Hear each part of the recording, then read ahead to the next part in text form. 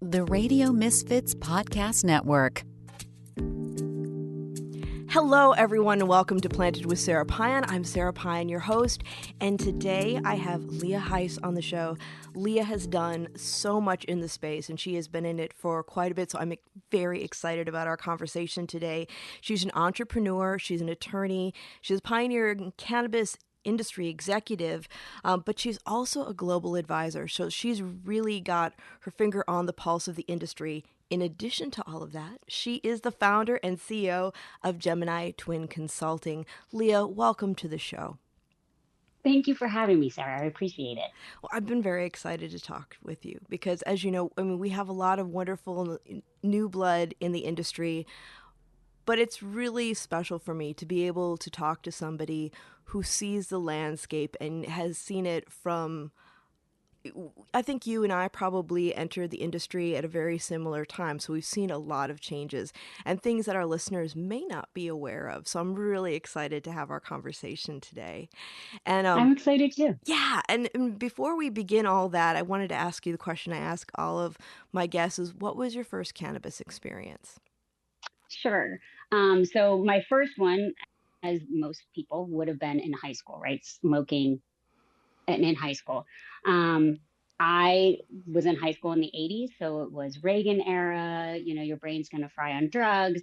So I didn't use the plant very much because I really believed that ideology and was completely brainwashed. It wasn't until 2014 that cannabis came back into my life in a major way.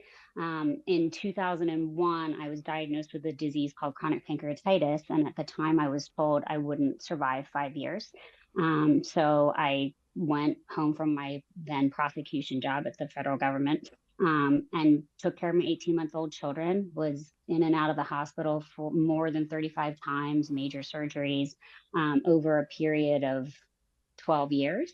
And then finally in 2014, after I had had a major surgery, I went back to Johns Hopkins and they said that they wanted to take my pancreas out because the surgery had failed. And at that point, I was really getting a little tired of Western medicine and being sort of a guinea pig and having them stick cameras down my throat that always gave me a pancreatitis. So I went to a different doctor, and that doctor said, yeah, your pancreas doesn't look great, but let's treat you as a human, as you, and it doesn't matter what your MRI says, and you really should try cannabis. And I was surprised, but I started doing a lot of research on it. And what I found in terms of its benefit to reduce inflammation and to treat my pain, which was then being treated by very high doses of opioids and Xanax. It was a methadone, 90 milligrams a day of methadone with Dilaudid for breakthrough pain combined with Xanax to take the fear of the pain away. So Wow. Virtually a zombie, right? So started cannabis. I have not been hospitalized with pancreatitis since 2016. I do not have diabetes. I'm no longer on any opiate pain medication. It has completely changed my life. That's amazing. And it really goes to show that we have to be having critical thought, more conversations about integrative medicine, because allopathic medicine is not the end all be all. It's definitely an important part of it. But for those of us who have gone through major health emergencies, they don't have all the answers. They don't. And, right now we are teaching medical professionals to do everything based on symptomology, right? And not to look at a human being as a unique human being. We're all different. And, especially when you compare like men and women, most medical tests are done on men and most studies for drugs are done on men. They're not done on our bodies. So we really and truly don't know Right. how a specific drug is going to act in our system, or maybe our hormones change the way that a drug or a surgery or something is going to happen. But because we're not individualized enough, it's problematic. And there's also this requirement by insurance companies that when you go to a doctor, you have to give a diagnosis. It doesn't matter if the diagnosis is not even a real diagnosis. They just do it, and then people get into this conditioned environment where they start stacking diagnoses in their head, and all they become is a series of diagnoses that doesn't it doesn't truly define who they are. But then you start really getting narrow and thinking, okay, well, I have IBS and I have chronic pain and all of these things that really are symptoms of something. They're not what you are. Right, right. And I think, especially for us as women, being our own advocates is very difficult because though most of us understand that women have some of the highest thresholds for pain, we're still treated like the weaker sex when we go in for medical help. Like before I was diagnosed with my stage 3 colon cancer in my late 30s, my doctor told me, he was like my dad's age, told me I had IBS, basically patted me on the head and sent me on my way. And it was like when I finally was able to get a physician who was my age and female, she was like, let's scope you. Let's see what's going on. I know it sounds weird. And they couldn't get the scope past the tumor. And it's like, and that is why so many women are suffering, because we're not being listened to. And then when you actually now, because we have, the way that we can check in online and we have the apps for our physicians, it's amazing to see. I actually took a look to see the different things that they had said were going on with me. And I was like, holy shit. And that's why I'm being treated the way I am, because some of these things, I don't even know how the conversation even got to that, but there were a lot of assumptions that were put in on my medical records.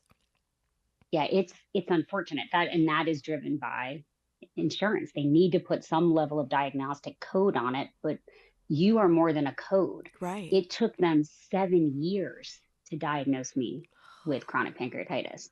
And when I had the first ERCP, where they put the camera down your throat to see what was going on with what they thought was my gallbladder at the time, when I got out of that procedure, they told my husband that I was stressed.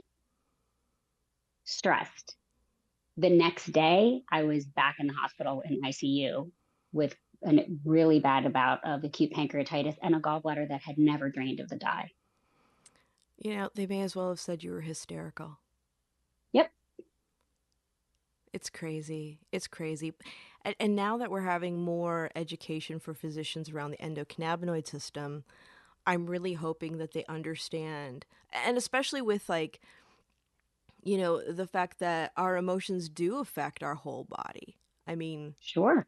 and that whole thing of go with your gut, there's some truth to that, because we hold a lot of emotions, like the way our bodies are interconnected. We're still learning more, every day about how that works. But now that more doctors are familiarized with the ECS, I hope that they have more conversations about how that creates homeostasis and helps with inflammation. And especially when we're looking at all these amazing emerging cannabinoids that we're starting to work with, that there are ways to, of course, there's nothing wrong with euphoria, set and setting, Mm-hmm. but that we have non-euphoric ways of using cannabis therapeutically, and that doesn't go away with the industry getting a little bit lazy about the medicinal side and really wanting to just cash in on the adult use or recreational market. Yeah, I think that's an interesting pivot sort of towards our discussion, right? Because um, we are facing on a federal level a potential rescheduling, right? And what it does that what is that going to do with what we have done on a state market level in terms of, we're monetizing THC percentages, we are primarily focused on adult use. We know that in medical markets, a lot of times people will not register to be on a medical patient list or to get a card because either they carry a gun or because they just don't want to be on some list that says they're a cannabis user, because stigma still does exist despite more than 70% of the United States being in support of this. So it is going to be interesting to see what happens, because potentially we could be in a state with the FDA where we have to take a plant and somehow isolate certain things to make it into a shelf stable drug that's going to cost millions of dollars to go through the FDA.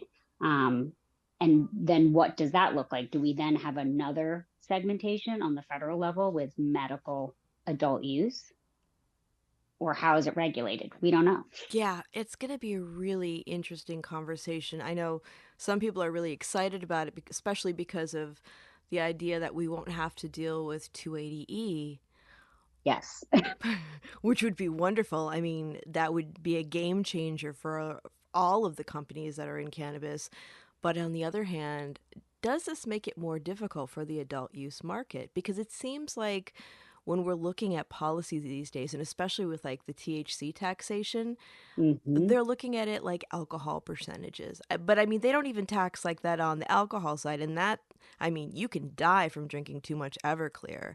So when we are Yep. looking at that, it's, they're looking at it as kind of like that whole nanny thing, like, oh, it's bad for you, so we're going to charge more. That's sin tax. But the fact of the matter is that we know that THC is only one indicator of experience, and you can have very functional high THC cultivars that are actually good for pain management. So, Yep. and ones with lower percentages with interesting profiles with the terpenes that can actually feel much stronger than they are. So what we're doing in essence is we're forgetting about the patients and we're punishing them because they're the ones that really require, at times, some of the higher THC percentages to get the relief that they need. Absolutely. And we need to be providing them in the form factors that are good for them, right? Which is not something you tend to see as much in the adult use market. Adult use, you're going to see pre-rolls, flowers, vapes, edibles, but you're not going to see suppositories, which somebody who's on a high level of chemotherapy and radiation protocols, they're probably going to need a suppository. I know if I'm having a pancreatic attack, I'm going to need a suppository because I'm going to vomit everything. Um, and the smoking for me, it just doesn't, it inflames my pancreas. So I don't smoke anything. But we need to be aware that there's these form factors out there that these patients actually still need. Yes. Yes, and tinctures too. And just speaking to like the inhaling of cannabis, it's like, for those who can partake in that, it's a quick fix. Yeah. But if you're looking for an extended window of relief, it's not really efficient. Yeah, it's better. I find suppositories to be very good for pain relief, Yeah. edibles as well, because they're longer term acting.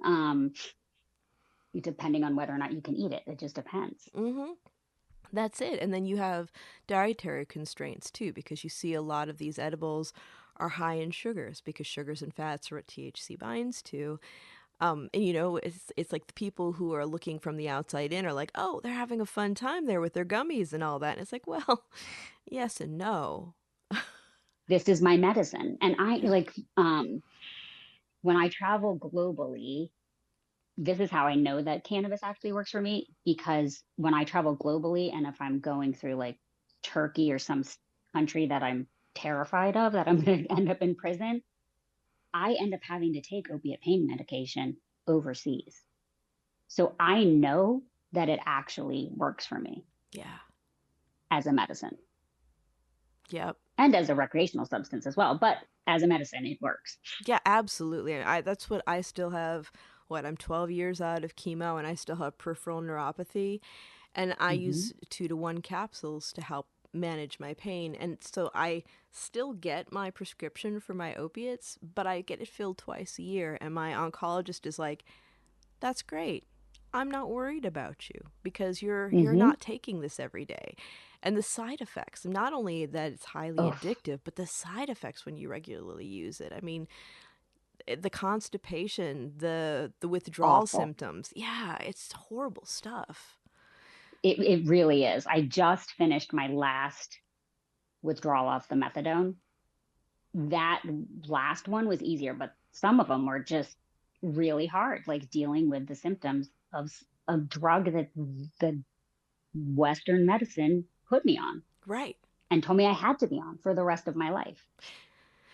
And that's no way to live in a fog, Mm-mm. especially with the work that you're doing. Like, what kind of things are you working on now? I'm really excited to hear because you're like in it.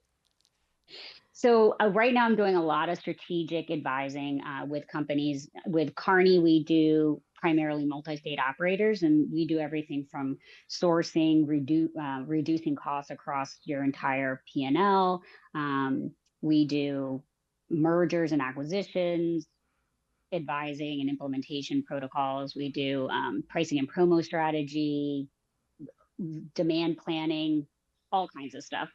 On my side of the house, when I do not the MSOs and I do other work, primarily I'm doing strategic advising to help leaders get their companies ready to scale. I focus primarily on the business fundamentals.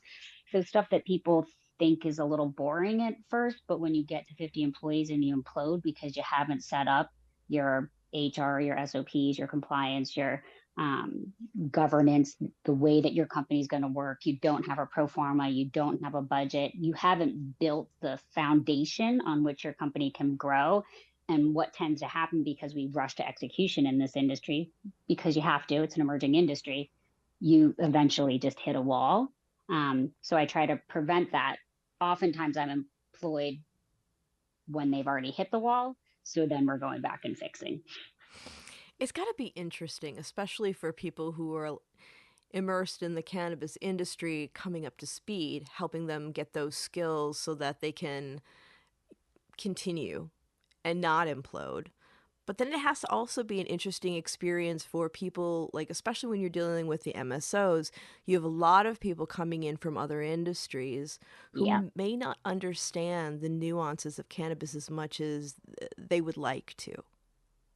So that's an interesting point because I do that work as well, which is if you're bringing a new CPG person into this industry, and we need those insights, we do. Mm-hmm. We need to understand how to utilize business intelligence to grow our bottom line, to have better margins. We need that information. But I find that there's an 18 to 24 month window of learning. So if I get hired when a new CPG executive comes in, and basically all I'm doing is help guiding them and educate them on the cannabis industry, and then how do you make decisions along a vertical supply chain? Because CPG isn't vertical. You're not selling, you're not growing trees at Home Depot to make the lumber that you're going to sell. It's a Right. very different landscape in the CPG world. So getting those executives up to speed a little faster and being able to be a sounding board to them to say, okay, I understand that this data point is showing you this, but you need to talk to all of these people along your supply chain to make sure that makes sense, because that's not the only driver of margin increase or more sales or an additional revenue. Right, right. And the fact that a lot of these emerging MSOs are really looking at, and not all of them, some of them are not, but looking at it as, when we go into the brick and mortar, as formula retail and almost the old trope that it's going to sell itself. But then they're Oh, confused I've when, heard that a lot. right? And I'm going to say something and it's going to sound sexist, but it's always the dudes. I've heard I can grow whatever I want and it will sell. I'm Yeah. like, will it? Okay. Really? All right. Like, does that sell to, I mean, because when we look at the market and when we look at, just the consumer landscape, the biggest deciders are the female heads of households. Mm-hmm. And they're much more discerning than that. And they want to make a connection. And they're not going to be looking at, they're not buying Mike Tyson's ear-shaped gummies. Nope. So, They probably find them a little offensive. yeah, and hey, Mike, do your thing, man, whatever. But it's like, I think one of the biggest disconnects is, especially right now when we're in this time of flux with the industry where everyone's kind of wondering, where are all the consumers and where's this money that we thought we would be making hand over fist? But the fact of the matter is that the way that they're driving things through retail does not attract that market, that very large untapped market that would create prosperity for them and would create consumer trust. I think there's a whole bunch of issues to unpack there, right? Like, I think we still don't really understand what our total addressable market is. We don't, as a cannabis, and I'm talking about cannabis in particular, not like the hemp side right now. Mm-hmm. We'll get into that a little bit, but on the THC side of the house, we are not very good at understanding what our end consumer is. Also, because the THC side of the industry is so incredibly regulated, so highly taxed, it is difficult to get a marketing budget to even identify what your total addressable market is and which are the best consumer demographics for each type of brand, right? You're just putting out products and hoping that you're going to hit the middle of the road, whoever's going to buy it, and you're going to get your products to move. And then we also have the illicit market that we have to deal with, which is much larger in the United States and Canada still than the legal market.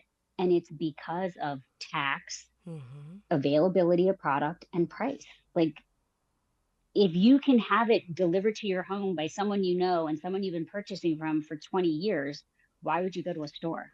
Absolutely. And for somebody who's a craft grower who does not want to go through the hoops of the high cost of entry, and then especially here in California, as you know, we're tax on tax on Oh, tax.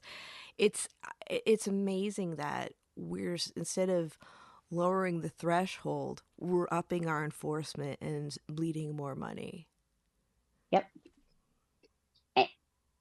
And we're pouring more money into more overregulation. I mean, we have the NIMBYism problems. We have host community agreements you have to comply with in Massachusetts, and you're paying them a percentage of revenue off of your sales. So, everyone thinks that the MSOs are making so much money, but across the board, once you start to look at where you're just death by a thousand cuts, right? Like, Right.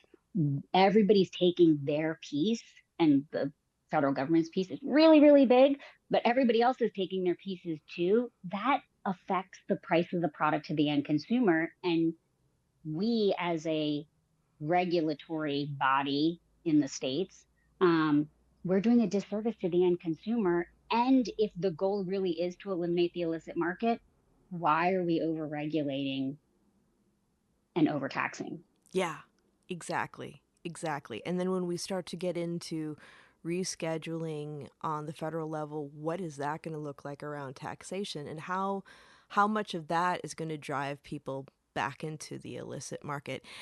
I get confused because the cannabis industry is a great opportunity to create generational wealth for the constituents of all these policymakers.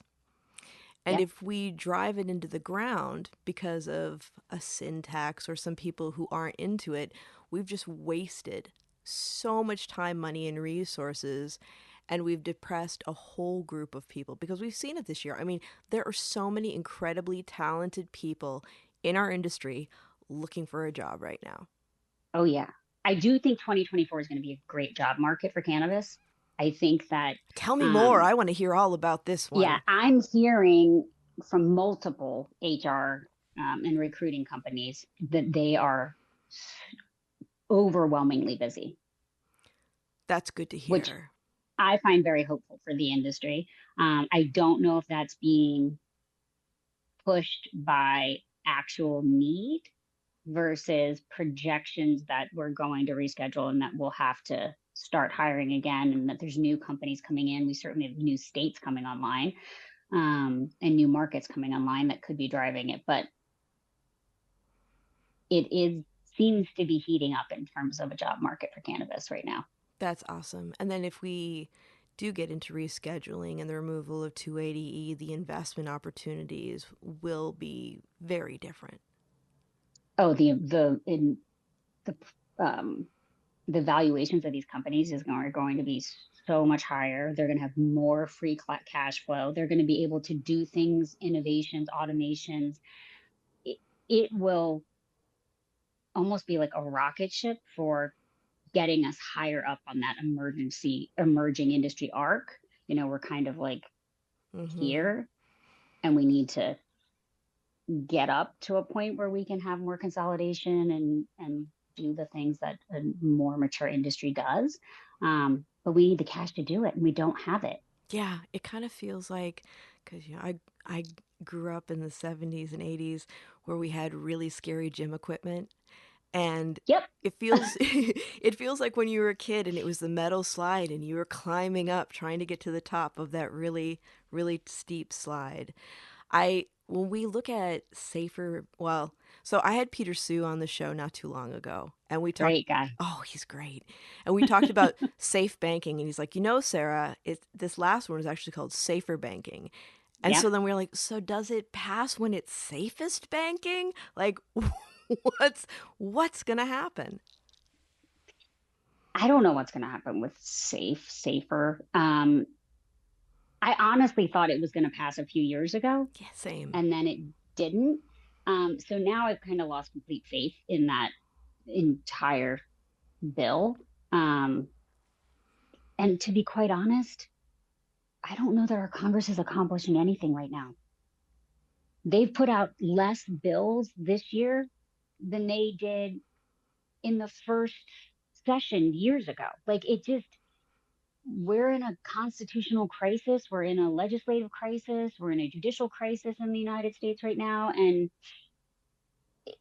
I don't know what's going to move forward because right now I don't see anything moving forward. Right. And it's a shame because it's just for the sake of pushing back now, because cannabis is a very bipartisan issue. Like Yep. I was talking to Michelle and Michael Aldrich, who have been in the movement since the late 60s, early 70s. And they were saying that in the 80s, when we were talking about legalization, the biggest supporters were actually the Republicans. That doesn't surprise me, right? Because they see the monetary value of it. Especially if you look at the Republican Party back then, Right. right? Like it would be a good stimulus to the economy. But yeah, we're kind of flipping our parties a little bit. Like It's an interesting time. I've had Michael Steele's been on a couple of times, and he said that if his colleagues would admit to the fact that a lot of them enjoy cannabis and actually are for it, we would be having a whole different landscape. Yep. There's no incentive to be truthful. Isn't that wild? There's no incentive to be truthful. There's too much polarization. There's too much attacks on the other side's opinions versus, I just feel like nobody's listening. Like we all have our opinions, but there is a middle ground. Like how can we build consensus versus building polarization? And we are doing that in every aspect of our country right now. Cannabis as well. I mean, we are polarizing between hemp-based cannabinoids and Delta 8, Delta 9, and the legal THC industry. We need to come together and get this plant moving forward and figure out how to do that and stop fighting each other so much. Yeah, absolutely. Because if I was their manager giving them a review during raise time, I'd be like, did you meet all your goals this year? Mm-hmm. Oh, you were busy by the water cooler fighting with the person in the office next door. That's great. That's Right. great. Or even worse on a partisan level, right? From a congressional point, to block something, a bill moving forward, because it's not beneficial to your party or it's opposite of what the head of your party may want, and you're not going to move a bill forward because of that. That's a violation of democracy, in my point. I mean, you took an oath as a public servant to work for your constituents and work for the benefit of the country. You took an oath. Yes. But you just doing it for one party, I don't care what side of the house you're on, stop it.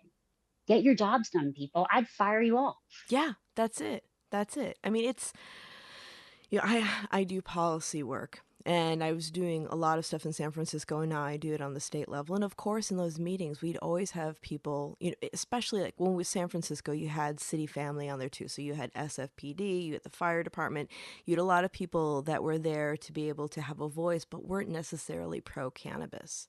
But the beautiful thing about those conversations was that we didn't have to agree on everything, but we had open civil conversations that changed a lot of our perspectives on both sides.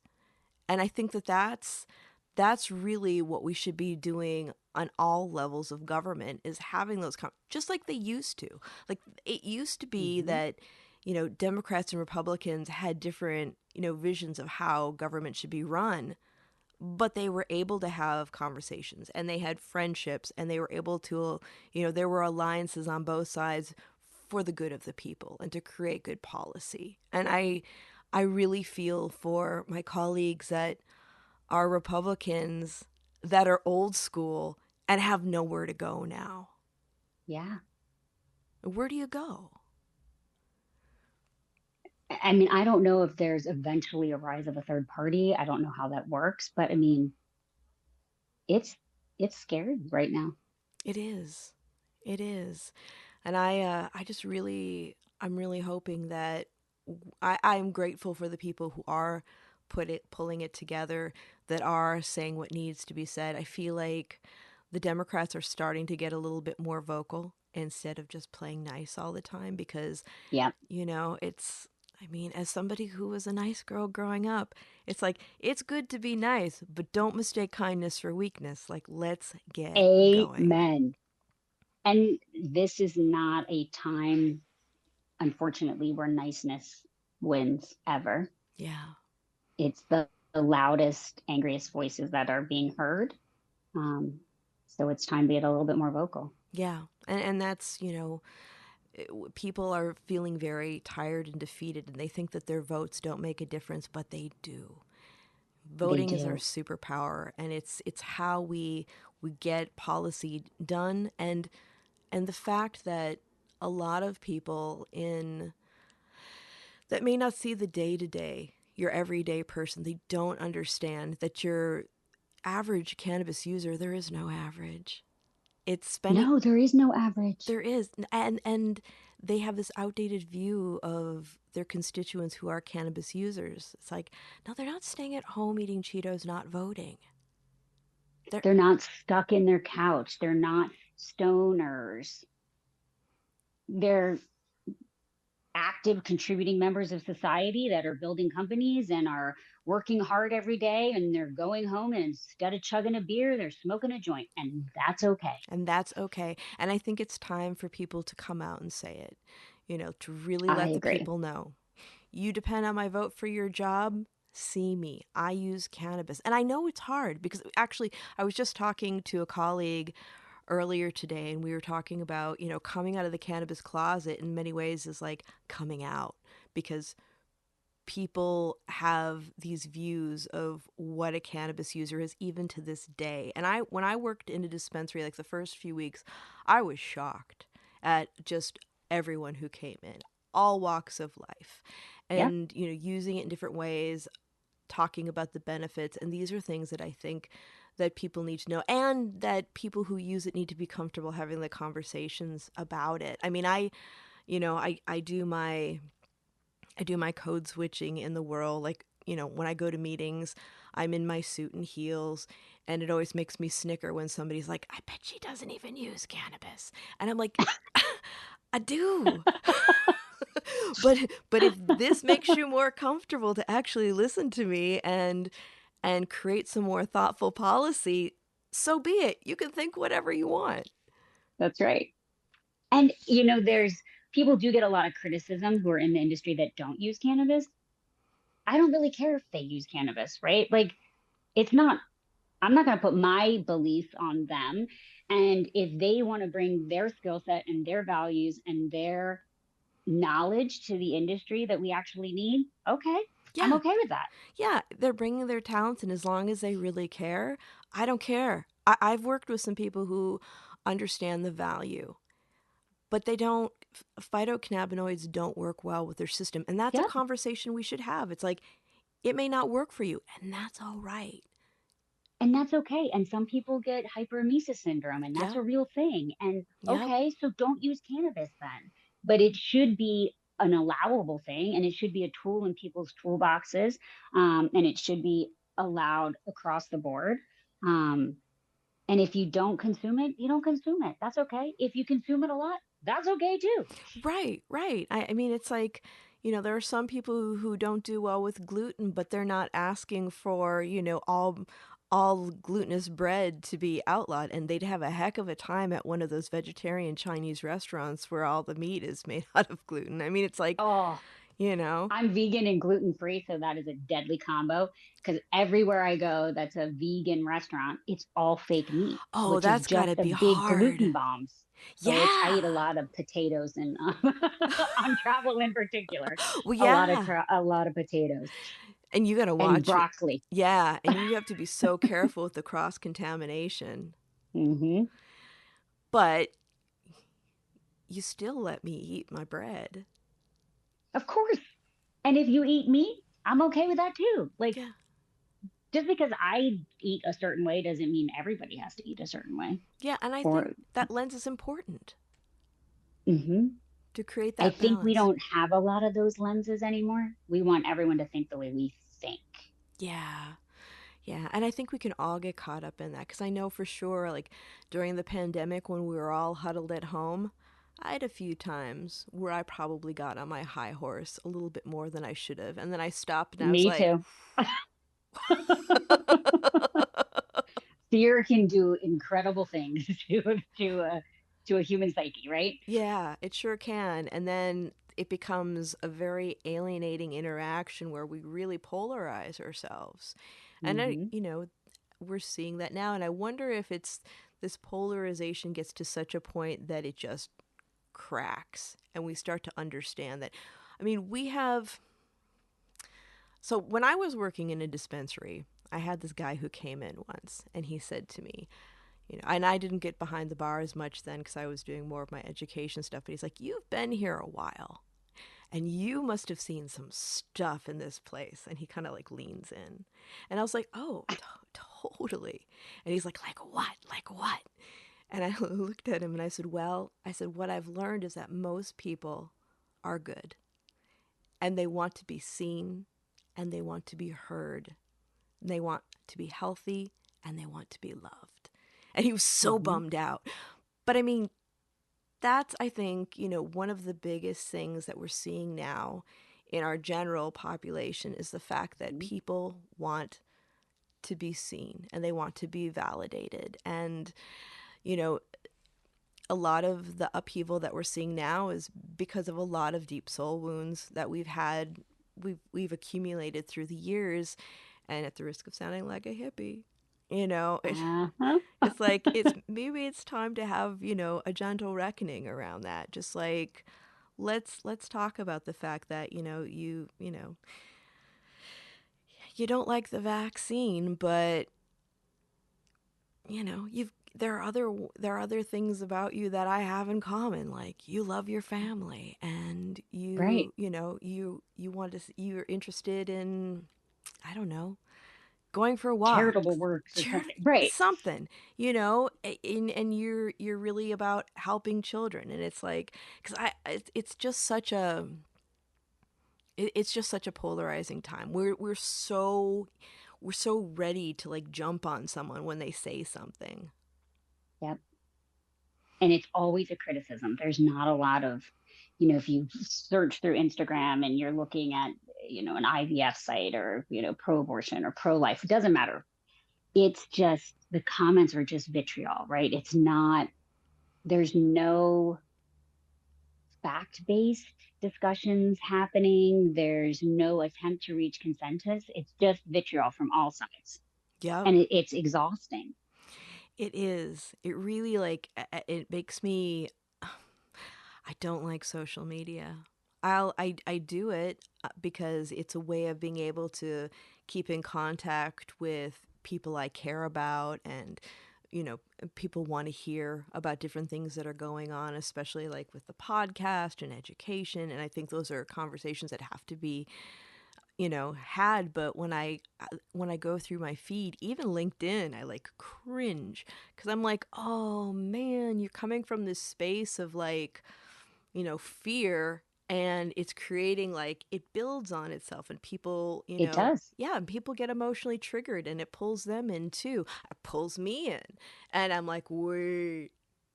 And I think about the times. And it's made our attention spans so short, right? So Yes. to the point where we are living in just headlines. Mm-hmm. And somebody can make a headline about anything. You can just Absolutely. make up a random headline. DEA reschedules cannabis. Like you could just say that today. Yeah. And then it really, the article is it's in the, it's considering it. But like headline, and that's all you know is, okay, it's been rescheduled. Yeah. Well, and going off that, have you noticed as we start to progress through this era of legalization, all the misinformation, these, mainstream media, companies, some of them are doing some interesting conversations about cannabis, but there's a lot of misinformation that's out there. And especially like research showed da da da da da, and it's like, show me the research. Right. It's 12, you did 12 patients, all of whom are men or whatever, that have pre-existing heart conditions, and you decided that that cannabis increases heart attack risks, or whatever it is. Right. Like there are always these teeny tiny studies that are not kind of homogenized across the actual population. They're not really providing insights. It's just this weird random study. Yeah, and it's But like, it's out there. it's totally out there, and it's and Well, and have you noticed hmm. the trend of media, which drives me crazy? If Okay, the January 6th guy that just got put in prison for smoking weed inside of Congress. Oh, yeah, yeah. I can't So remember his name though. I can't remember his name, but like the whole story is that he smoked weed and that he's a stoner. And that's all you see all over is all those labels. Now, I don't agree what he did at all. However, like, why do you have to put somebody forward like that? Why is that the label?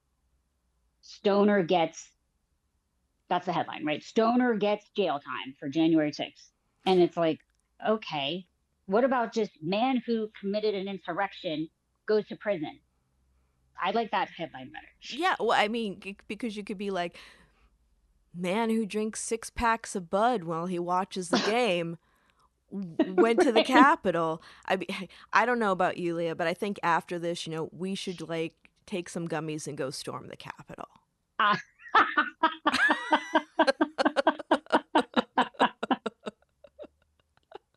Definitely willing to do some lobbying. Don't know if I'd be storming the Capitol. Exactly, exactly. That would not be my thing. I just want That to go would, have some friendly conversations and maybe say hi to Nancy. right?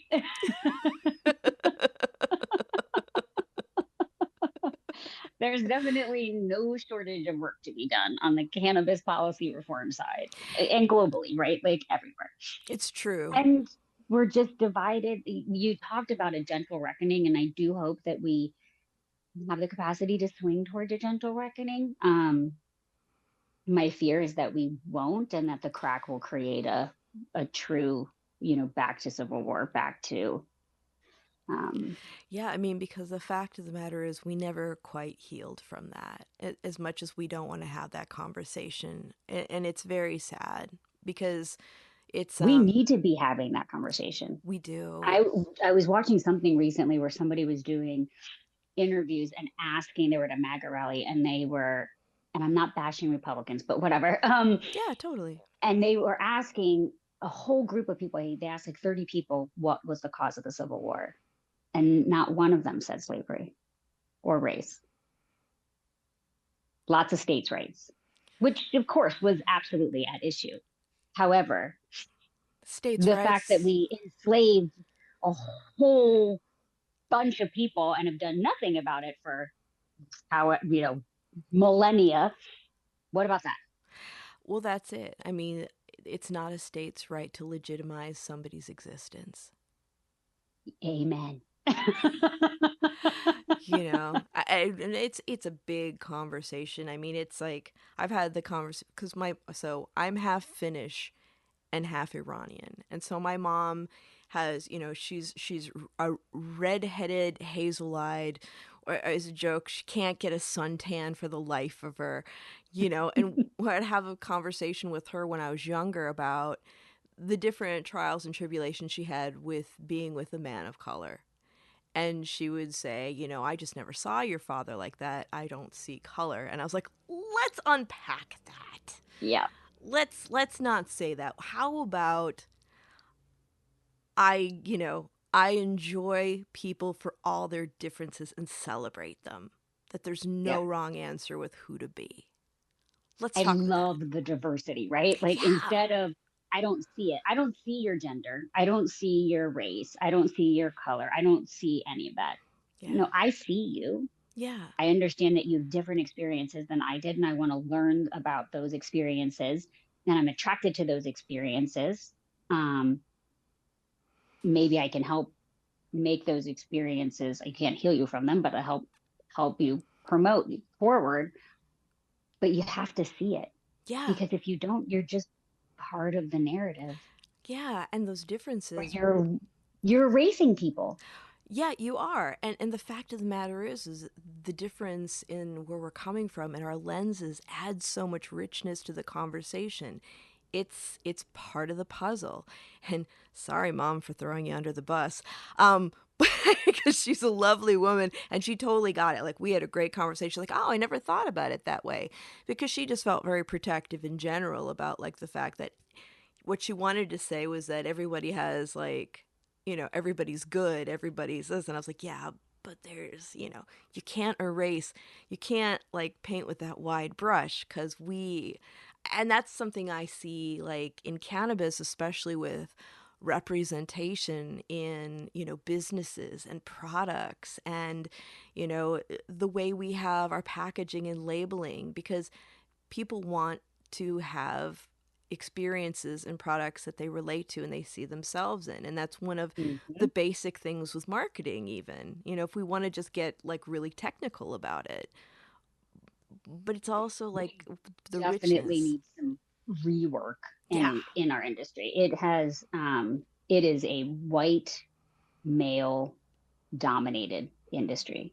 Mm-hmm. Most of the female C suites or CEOs tend to be founder level of their own companies, not necessarily C suites inside the MSOs, and not a lot that have certainly come up through cannabis to be a C suite in MSOs. They'll bring someone from outside in.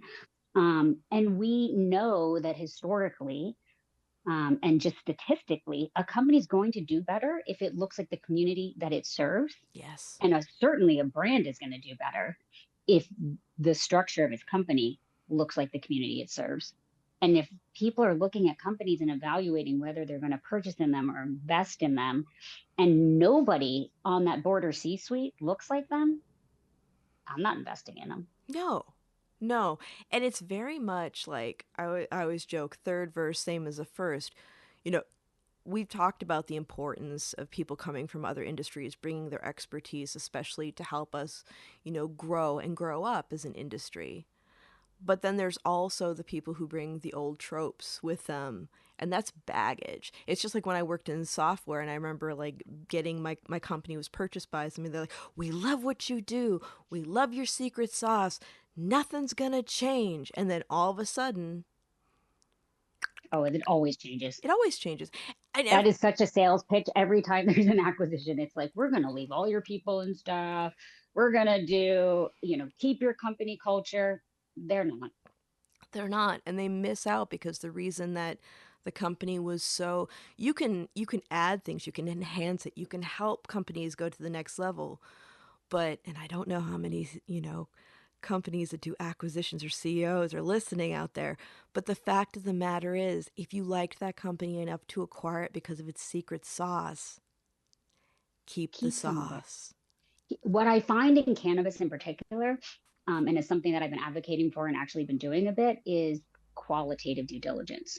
What I find happens in acquisitions is you do a ton of financial due diligence, right? You're Mm-hmm. looking at the total addressable market, you're looking at their sales, you're looking at the revenue. But why aren't you looking at their employees, what their is? What's your risk? Are you about to get unionized? Does the community in which you're sitting hate you and you're going to spend millions and millions of dollars litigating every improvement you make to the property because they're running to the zoning board? There are risks in this industry that can be completely avoided just by doing really good qualitative due diligence. And we don't, as a group, tend to integrate our acquisitions very well. There's no real plan ahead of time in terms of, okay, we've identified this brand or this company because of its secret sauce, for example. How are we fitting this into our new company versus what we tend to do, which is just jam ours down the throat. Like, we're going to acquire your assets, but really everything else can go. Mm-hmm. And that's okay if that's your acquisition strategy, right? Like, you're just going to acquire assets, put your own people in and move forward, but just be honest about it. Right. Right. And then, really like understand that if you want to be utilitarian like that, you're going to lose some of the magic, which means that you might lose the market share of whatever you're acquiring. And Yeah. then ask yourself, is that the smart move that I want to make? Mm-hmm. There's lots of decisions that need to be made with more data points than are currently being considered. Yeah.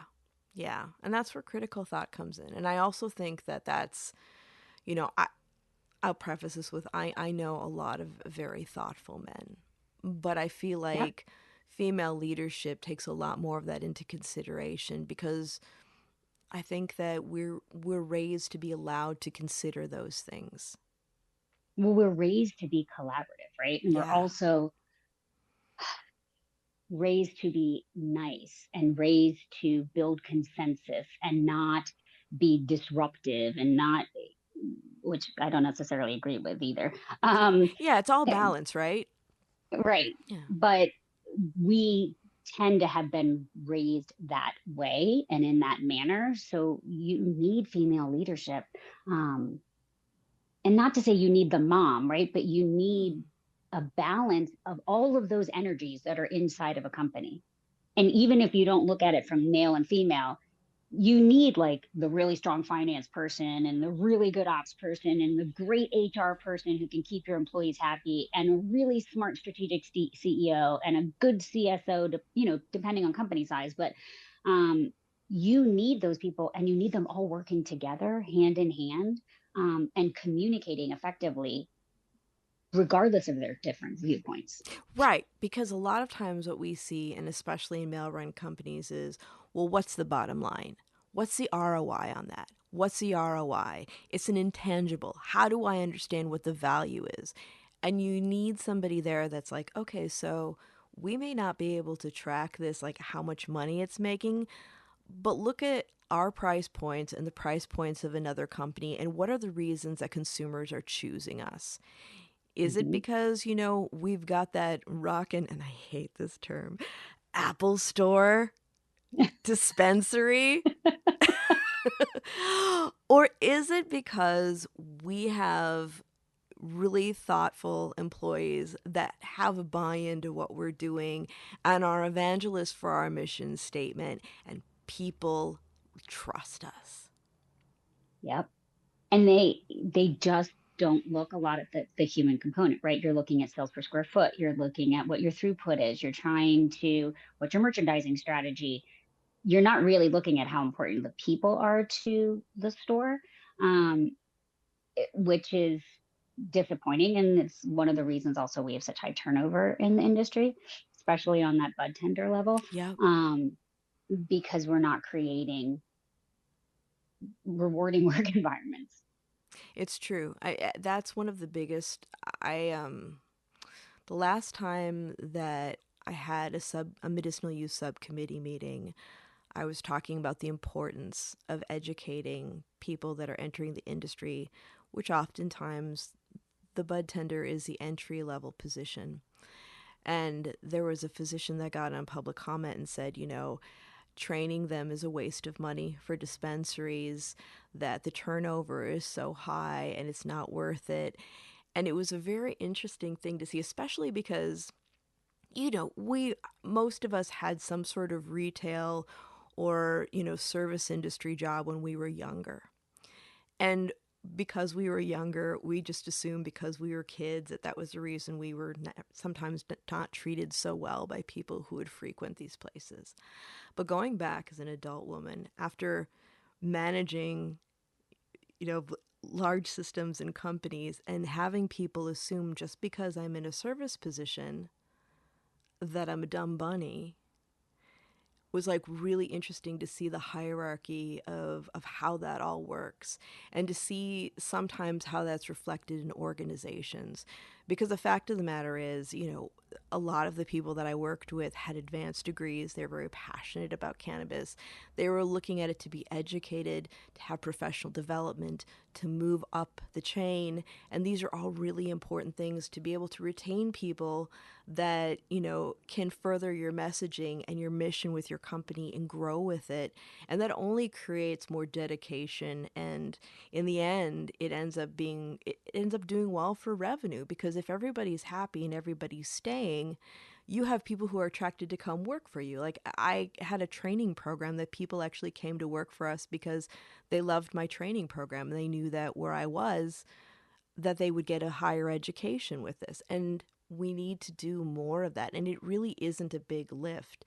In the end, It's not a big lift, but it can be incredibly expensive, right? right, And to that doctor's point, yes, the turnover is high. That doesn't mean you don't train. right. Um, I also think there is a real opportunity to create a comprehensive training program for the industry where there's certifications. In fact, like, I don't like the way a lot of states manage agent badges, because you as an employee, if you're a bud tender and you want to work at 6 dispensaries, you should be allowed to work at 6 dispensaries, six Mm-hmm. different dispensaries, so that you can get the hours that you need. If you're in a normal industry, like, let's see, you can go work at CVS at the same time as you're working at Walgreens, as you're working at wherever. Right.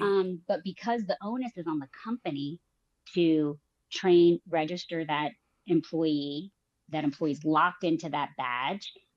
You as a company have to manage that and make sure that they're getting their hours of training that they have to get, and they have to make sure that they're re-upping their badge in enough time for the regulatory body to actually be able to issue it, which sometimes can be 12 to 16 weeks. Um, Wow. it becomes incredibly difficult. If they would change the way that they do the badging in the industry, where you as an employee would get a badge like a driver's license, and then as an employer, all you would have to do is say, do you have an active badge in the state of wherever? And then you mark it down, you track it, and then maybe you send out some notifications as an HR person and say, hey, your badge is up in 3 weeks, you might want to reschedule. But it's not on the onus of the companies. And right now, it's all on the companies. Yeah, see, that's not right. And actually what you're saying kind of reminds me of back in the 215 days in California, where you had to have an active recommendation to be able to work in a dispensary. But the onus, even though the company would pay for it for us, the onus was on the individual to get it done. And there was a list, and HR would say, "Hey, you got to make an appointment. You're about to expire." And so you would take care of it. And it'd be like, if you didn't, you couldn't go on the floor to work. And all of that extra cost that's on the companies is why they're not funding cost centers like they should, right? They're not funding the HRs or the compliances, the DEIs, the education, the stuff that they don't see as a direct increase to their bottom line. They see it as a deduction to their bottom line. We're just continuing that with the regulations.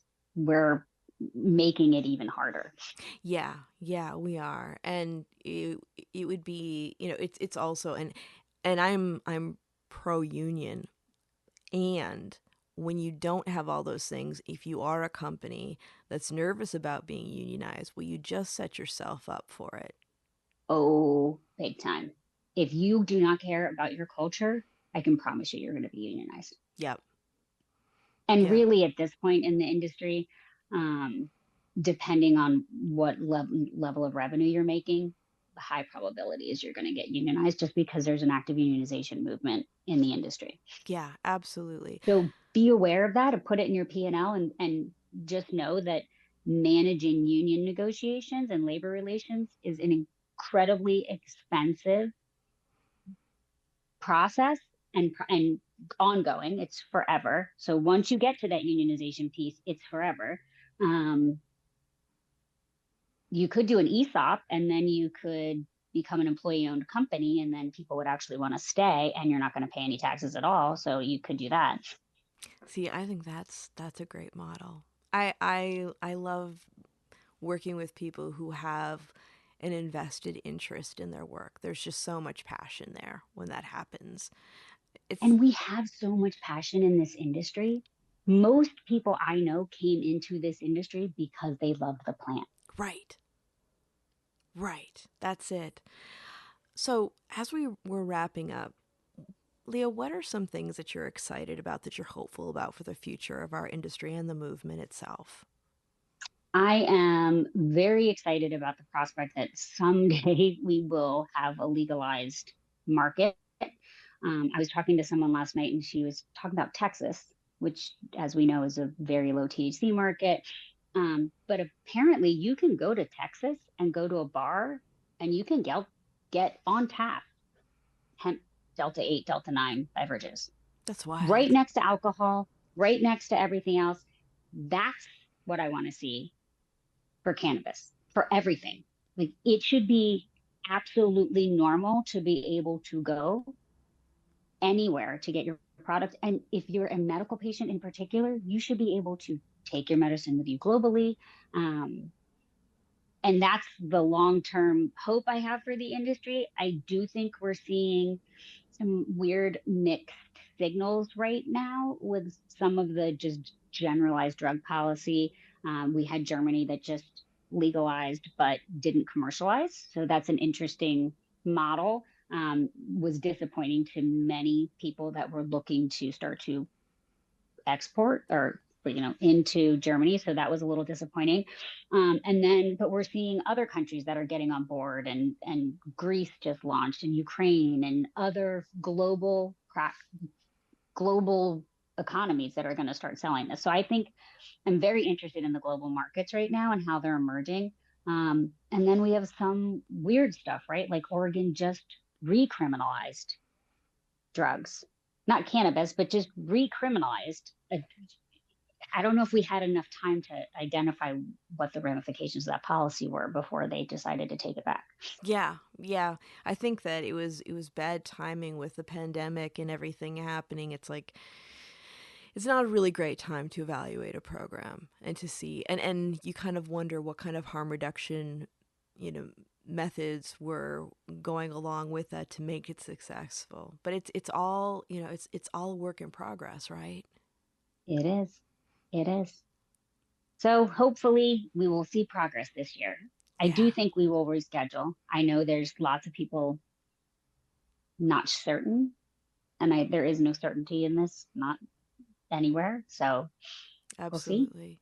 But we have some new states going to come online, so that's good too. That is it, that the more states come online, the more in a federal level they'll understand the importance of actually making some real decisions around it. And hopefully they'll be to help us build a stronger, safer, more equitable industry. Yes, would be very nice. It would be very nice. So Leah, if our listeners want to follow you or reach out, what are the best ways to do that? You can go to LinkedIn. I'm on there a lot, and it's just leah.heise on LinkedIn. You can reach out to me at founder@leahheise.com. Don't look for a website because I'm redoing it, but founder@leahheise.com. And we can have a conversation and see how I can help. Awesome. Thank you so much for joining me today. Thank you. There were so many other things that we could have gone down the rabbit hole with. You. Just such a wealth of knowledge, and it's just a pleasure talking with you. It was so fun. Thank you so much. Thank you. I look forward to our future conversations. Me too. And everyone remember, Planted is twice a month, and if you like listening, please give us a review, share it with a friend, let us know what your favorite episodes are. And if you'd like to stay in touch over social media, we are Planted with Sara Payan on Facebook and Planted with Sara on Instagram and Twitter. You can also go to our website, www.plantedwithsara.com, or listen to us on our parent network, Radio Misfits Network, where there are other great podcasts, like one of my favorites, the Winemakers Podcast. So check it out. You can listen to Planted wherever you listen to your favorite podcast, whether that's Pandora, Spotify, Amazon, Google, Apple, Stitcher. Tune in. We are there. So join us. And until next time, stay curious, stay safe, and remember, it's a wild world out there. Be good to one another. Until next time, take care.